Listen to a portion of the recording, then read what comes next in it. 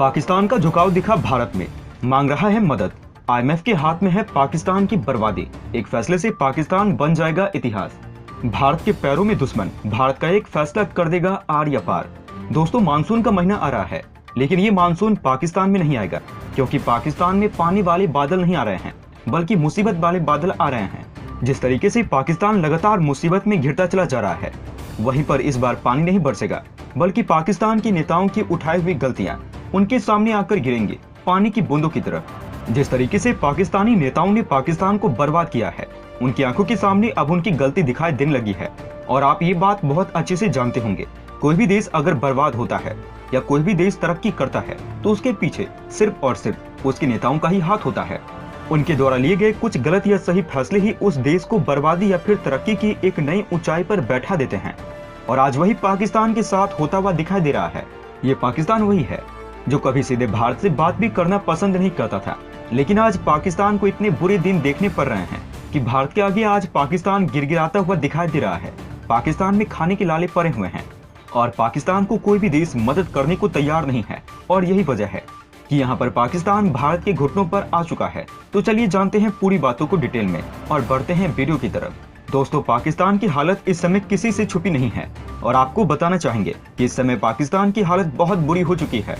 इसी को देखते हुए पाकिस्तान में इकोनॉमी इमरजेंसी प्लान भी लगाया गया था और इस चीज से भी पाकिस्तान को कई फायदा होता हुआ दिखाई नहीं दिया।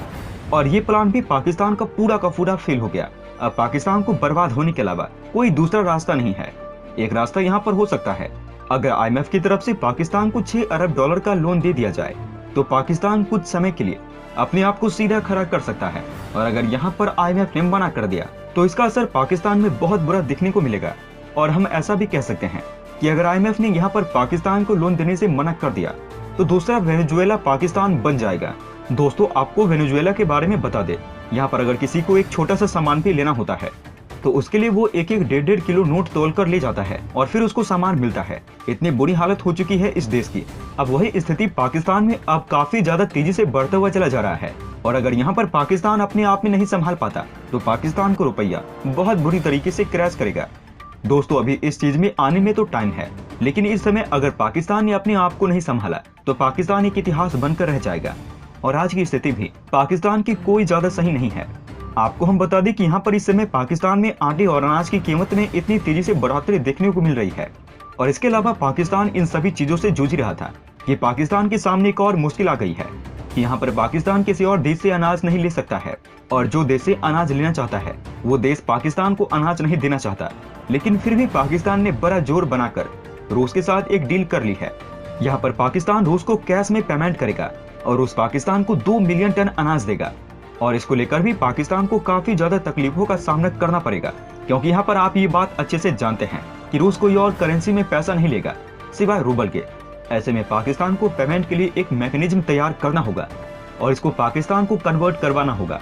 इसके लिए पाकिस्तान को पहले अंतर्राष्ट्रीय मार्केट में जाना होगा, डॉलर देकर उसको रूबल करेंसी में कन्वर्ट करवाना होगा और फिर वही पैसा लेकर पाकिस्तान रूस के पास जाना होगा। पाकिस्तान ये भी करने को तैयार है, लेकिन यहाँ पर पाकिस्तान के फॉरेन रिजर्व में पहले ही बहुत कम पैसा बचा हुआ है। और यहाँ पर जितना गेहूं रूस पाकिस्तान को दे रहा है वो गेहूं पाकिस्तान के लिए बिल्कुल ही कम है। पाकिस्तान की जनसंख्या 20 करोड़ की है। 2 मिलियन टन गेहूं पाकिस्तान के लोगों के लिए उतना ही होगा जैसे ऊंट के मुंह में जीरा। और इसी को देखते हुए यहाँ पर पाकिस्तान को कहीं न कहीं से डॉलर का इंतजाम करना होगा, फिर उसे कन्वर्ट करवाना होगा और जल्द से जल्द रूस से ज्यादा गेहूं लेना होगा। यहाँ पर पाकिस्तान डॉलर का इंतजाम नहीं कर पाएगा, क्योंकि पाकिस्तान अगर डॉलर का इंतजाम पहले ही कर लेता तो यहाँ पर पाकिस्तान की अर्थव्यवस्था बर्बादी क्यों होती। दोस्तों, पाकिस्तान ये तो समझ लिया है कि वो रूस से गेहूं ज्यादा नहीं खरीद पाएगा, क्योंकि उसके पास डॉलर नहीं है। इसी को देखते हुए यहाँ पर पाकिस्तान की तरफ से काम किया गया है। पाकिस्तान का जो कश्मीर का तानपुरा है वो पाकिस्तान एक साइड रखने वाला है, क्योंकि यहाँ पर पाकिस्तान ये समझ गया है कि बिना भारत की मदद के वो कुछ नहीं कर पाएगा। और इसलिए यहाँ पर पाकिस्तान को भारत की मदद चाहिए और भारत के लिए पाकिस्तान ऐसा करने को तैयार हो गया है। पाकिस्तान अब भारत के सामने आ रहा है, भारत का अनाज खरीदना चाहता है। यहाँ पर पाकिस्तान को ये उम्मीद है कि भारत के साथ वो पाकिस्तान की लोकल करेंसी में अनाज खरीद सकता है। दोस्तों, यहाँ पर भारत को मदद बहुत सोच समझकर करनी होगी, क्योंकि अभी भारत ने तुर्की की मदद की थी। अभी भारत ने देखा कि किस तरीके से तुर्की ने भारत के अनाज की बेइज्जती की है। जब तुर्की की जरूरत पूरी हो गई तो यहाँ पर उसने भारत के गेहूं को बोल दिया कि उसके अंदर वायरस मिला हुआ है। दोस्तों, तुर्की पाकिस्तान का ही दोस्त है, इसलिए यहाँ पर भारत को सोच समझकर कदम उठाना होगा। इस विषय में आपको क्या लगता है? क्या पाकिस्तान की मदद भारत को करनी चाहिए या फिर नहीं? आप अपनी राय हमें नीचे कमेंट बॉक्स में लिखकर बता सकते हैं। वहीं रूस और यूक्रेन युद्ध को 3 महीने से अधिक समय बीत चुका है। इसमें एक से एक विनाशकारी और आधुनिक हथियारों का इस्तेमाल किया जा रहा है और हथियार इस्तेमाल होने के आरोप भी लग रहे हैं। ताजा जानकारी के मुताबिक यूक्रेन के युद्ध के मैदान में मोबाइल फोन चालू करने पर आसमान से बमबारी हो सकती है। तोपखाना, रडार और मानव रहित वायुयान के लिए रिमोट कंट्रोल के जरिए भी गोले बरसाए जा सकते हैं। ये एक इलेक्ट्रॉनिक युद्ध है जो यूक्रेन के खिलाफ रूस के युद्ध का बहुत हद तक एक अदृश्य पहलू है। सैन्य कमांडर इस पर चर्चा करने से बचते नजर आ रहे हैं। उन्हें आशंका है कि गोपनीय जानकारी साझा करके अभियान को जोखिम में डाल देंगे। इलेक्ट्रॉनिक युद्ध टेक्नोलॉजी दुश्मन का पता लगाने और उन पर घातक हमला करने के लिए संचार, नेविगेशन आदि को निशाना बनाती है। इसमें तोपखाना, लड़ाकू विमान, क्रूज मिसाइल, ड्रोन आदि का इस्तेमाल किया जाता है। ये एक ऐसा क्षेत्र है जहां युद्ध में रूस स्पष्ट रूप से लाभ उठाता दिख रहा है। यूक्रेनी यूएवी से संबंधित एक टीम एरोजोविका के एक अधिकारी ने कहा, वे उनकी हर चीज को जाम कर रहे हैं। ये युद्ध अपने 100 दिन पूरे कर चुका है, लेकिन किसी भी नतीजे पर पहुंचता नहीं दिख रहा है। रूस को ये उम्मीद नहीं थी कि यूक्रेन उसकी भारी भरकम सेना की आगे इतनी दिन तक टिक पाएगा। इस युद्ध के कारण पूरी दुनिया प्रभावित हुई है। दुनिया भर में गेहूं और कच्चे तेल की कीमतों में भारी वृद्धि देखने को मिली है। लेकिन अब 100 दिन होने के बाद भी आखिर आगे क्या होगा? रूस और यूक्रेन का युद्ध अगर सालों तक नहीं चलेगा तो आगे कुछ महीने तक जरूर चल सकता है। रूस अपने आप में एक बड़ी ताकत है, तो वहीं यूक्रेन को पश्चिमी देश समर्थन दे रहे हैं। समय समय पर लड़ाई में दोनों पक्षों की लाभ और हानि होती रहेगी। दोस्तों, रूस यूक्रेन में कोई भी देश पीछे हटने के मूड में नहीं है, क्योंकि यहाँ पर यूक्रेन को तो अमेरिका का पूरा साथ मिल रहा है, जिसकी वजह से यहाँ पर यूक्रेन को कोई चीज की दिक्कत नहीं आ रही है।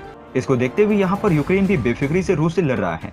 लेकिन यूक्रेन की बात नहीं जानता है कि अगर युद्ध ज्यादा चलेगा तो इसका अंजाम बहुत बुरा हो सकता है और आखिरी में नुकसान अमेरिका को नहीं उठाना पड़ेगा।